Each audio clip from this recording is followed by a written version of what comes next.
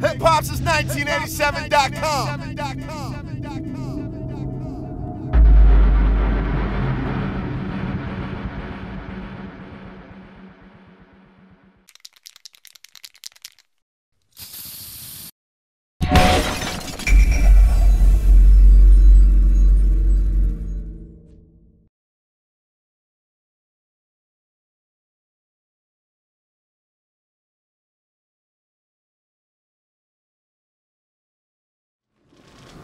How's everybody doing tonight? Good afternoon. Who's our first question? So can you talk about this collaboration with the Hawks, particularly with the branding, the clothing that you guys are doing? Well, yeah, I got the call to help unveil the new jersey. I'm proud to say that we're the first city to have our own jerseys as far as Nike's concerned. So, you know, I'm a pretty fly guy, so I think they picked the right man to come unveil the jersey with them. So, and I've been a big supporter of the Atlanta Hawks, you know, for a while now. So this is definitely an honor, man. Pleasure. What's your thoughts on the jersey, the black and the gold? What's your thoughts on it? I think it's dope. Definitely match with my Jordans. Definitely. So being from Atlanta, what's your favorite Atlanta Hawk moment of all time?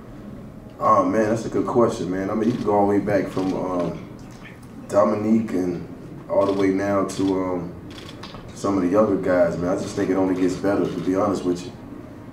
You know, every time we get close to, you know, chip or whatever, you know, that's always a good feeling. But, you know, just my favorite moment just to see everybody always coming out to support the city, no matter what, you know. And, you know, they play hard, so to be, you know, to be in Atlanta and to have that type of support from this type of city, I think is important. Jeezy, if you could add one song off of your album, your new album, to the Atlanta Hawks playlist, what would it be and why? Floor seats. Okay, why? Because that's what it's talking about, being on the floor seats at the Atlanta Hawks game, baby. Shouts out to 2 Chainz for that. You know, but that's basically what it's about. You know, hitting the game, being fly. You know, living the dream, but in Atlanta, Georgia. Now, Jeezy, talking about your album Pressure that comes out tomorrow. Right. Tonight at 12 a.m. Yes. You're gonna buy a copy? Yes. That's what I'm talking about. Support, baby. Only in Atlanta. Go ahead on. The song American Dream Right. has J. Cole and Kendrick Lamar. What was the inspiration behind that song, and what made you put those 2 artists on there? You know, basically, that's one for the culture. That record is gonna be timeless. I know what J. Cole represents as far as the culture. I know what Kendrick represents as far as the culture. I know what I've done for the culture as far as the Recession album and My President is Black. And I just think we was the 3 people that can really speak on that subject at such a touchy time that people would really get our message. And I think it came across like it did. Everybody held their own down. Everybody had their own mind state on it. And I think it's timeless. Hi, Jeezy. It's Kim So Major with Hip Hop Weekly. Just talking about Pressure, the album, Right. the collaboration you did with Tory Lanez, Like Them. I've seen that. You just debuted that as well. Right. Talk about the mood on that. Who produced it, and how did you collaborate with Tory Lanez? Oh man, as far as producers, I can't remember his name because there was so many. I just remember it being a Bilal sample, and us having to really call Bilal himself to get the sample cleared. So shouts out to Bilal for clearing the sample. Actually, that record got put together crazy. I'd already talked to Ross. I wrote the hook, and I sent it to Tory to put a verse on it. And when he sent it back, I was like, well, this is better than my hook. So I made his part the hook, and Ross put his verse on it, of course. And when we put it all together, it was a perfect blend for a perfect song. You know what I'm saying? And it's been a while since I've done a song like that. I'm thinking Since I Do, featuring Jay-Z and Andre 3000.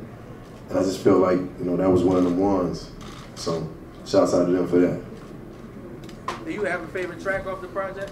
I think the whole thing is my favorite track because it's all collectively, you know, one state of mind. You know, when you think Pressure, for those y'all don't know, it's like we always come from this part of the culture and we consider ourselves that piece of coal that nobody's paying attention to, you know. And if you put enough pressure on that coal and enough, you know, just enough obstacles and things like that, you know, it turns into a diamond. And that's what we do in this city. You know, This is a city of young entrepreneurs, young businessmen. You got people running Fortune 500 companies, you know, just off sheer hustle alone, you feel me? So that's what this album is about, just being a hustler and staying determined and always coming out on top no matter what the situation is. You're that piece of coal and all of a sudden now you're a diamond, so no pressure, no diamond. Do you think the Hawks are under pressure to kind of compete with the, you see what the soccer team is doing, you see what the Falcons are doing? Do you think it's pressure for the Hawks to turn up and get on the winning side of things as well? I think we all together, man. You know, we all support. It's still Atlanta. Whether it's soccer, whether it's football, you know, just we put these jerseys on and we go to these different cities. Like, you know, they look at us as Atlanta together.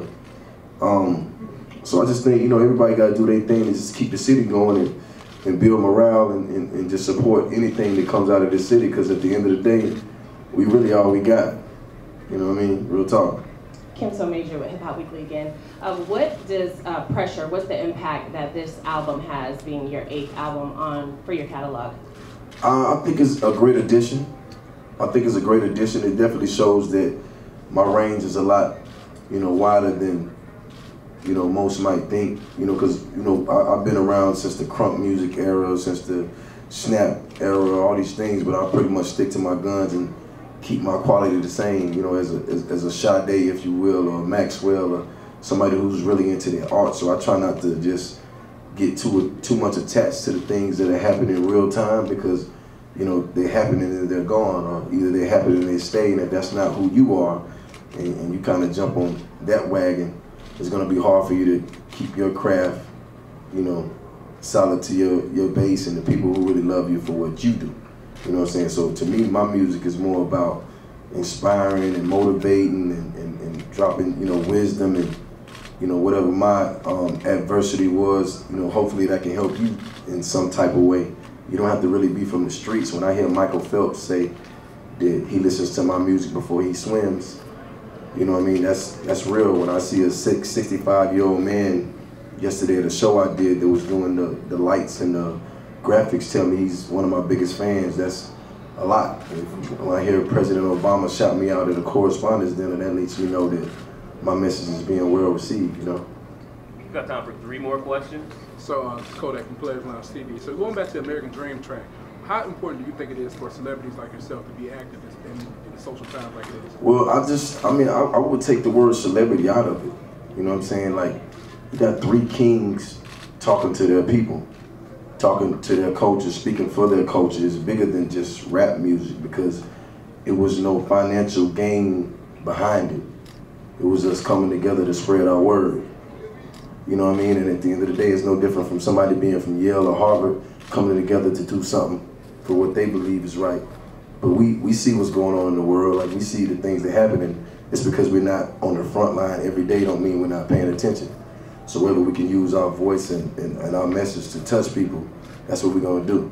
And it's jamming, by the way, just so you know. I believe it. Right. How does pressure continue the legacy of trap music, and what are your thoughts on what's going on with the younger generation of trap music? Right. I mean, listen, man, you know, I couldn't let you put me in that box. I never considered my music trap music. I considered it art.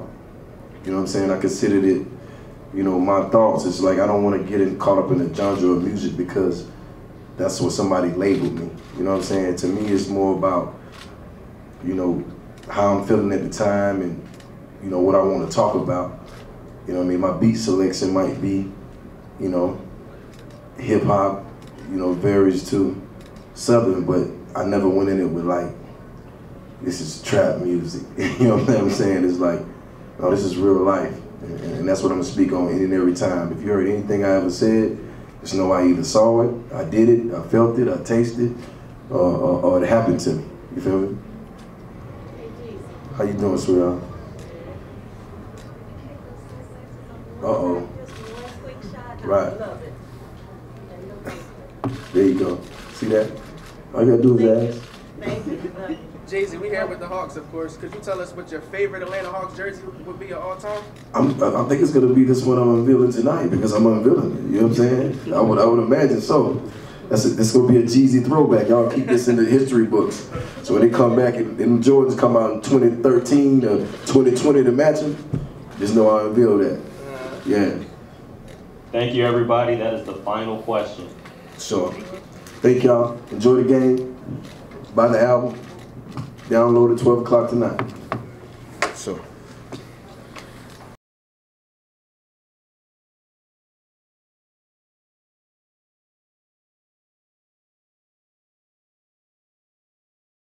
Hip hop since 1987.com.